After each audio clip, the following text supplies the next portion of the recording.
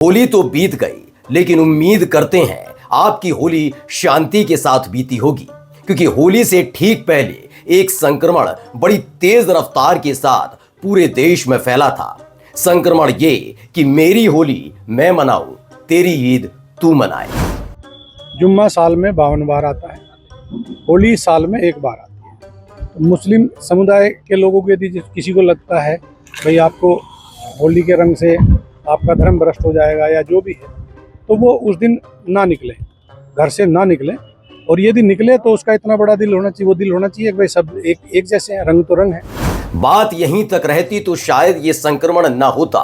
मुफ्त में सलाह भी दी गई कि रंग पड़ने से किसी की भावना आहत होती है तो शरीर के जिस हिस्से पर रंग पड़ा है उस हिस्से को ही कटवा सकते हैं। यदि रंग गिर गया तो फिर तो यदि वो जगह यदि आप लगते हो इतना खराब होगी तो उसे कटवा दो ना, साथ में अलग। राम राज युग का पुनर्जागरण करने वाले हिंद प्रदेश के महाराज ने सलाह पर सरकारी मुहर भी लगा दी। पुलिस अधिकारी ने यही बात समझाई और ठीक है, जो हमारा वो पुलिस अधिकारी है वो पहलवान रहा है, अर्जुन अवार्डी रहा है, ओलंपियन है, पूर्व ओलंपियन है। तो अब पहलवान की बात है तो पहलवानी की तरह बोलेगा तो थोड़ा कुछ लोगों को बुरा लगता है, लेकिन बस यही मात खा गए हिंद प्रदेश के महाराज, क्योंकि पहलवानी में चरखा दाव होता है, कला जांग दाव होता है, जांगिया दाव होता है, धोबी पाट दाव होता है, लेकिन मार काट दाव नहीं होता। खैर, ये महाराज का पसंदीदा दाव था, सियासी दाव, जिसे चलकर वो सन्यासी से सियासतदान बने तो डंबल सीओ, माफी चाहेंगे, संबल सीओ के मुखारबंद से निकले शब्द महाराज के कानों में अमृत घोल गए।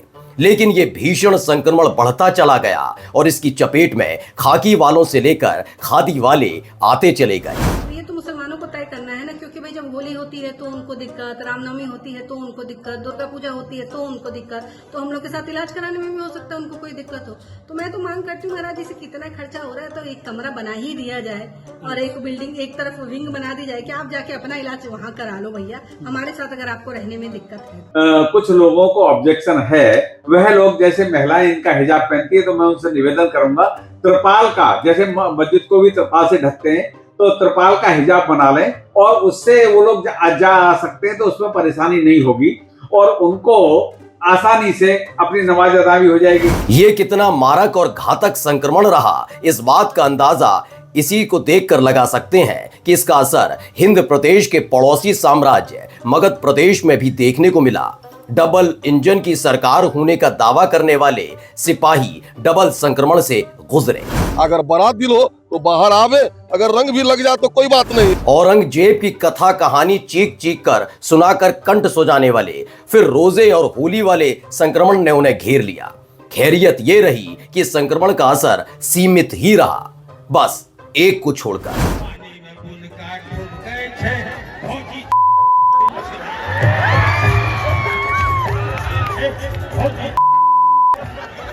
हमने शुरुआत में ही बताया था ये संक्रमण बड़ा घातक है, ना इसका टीका ना इसकी दवाई, बेवजह करवाता है रुसवाई। मगध प्रदेश के राजा के सच्चे सिपाही की हालत बिगड़ चुकी थी।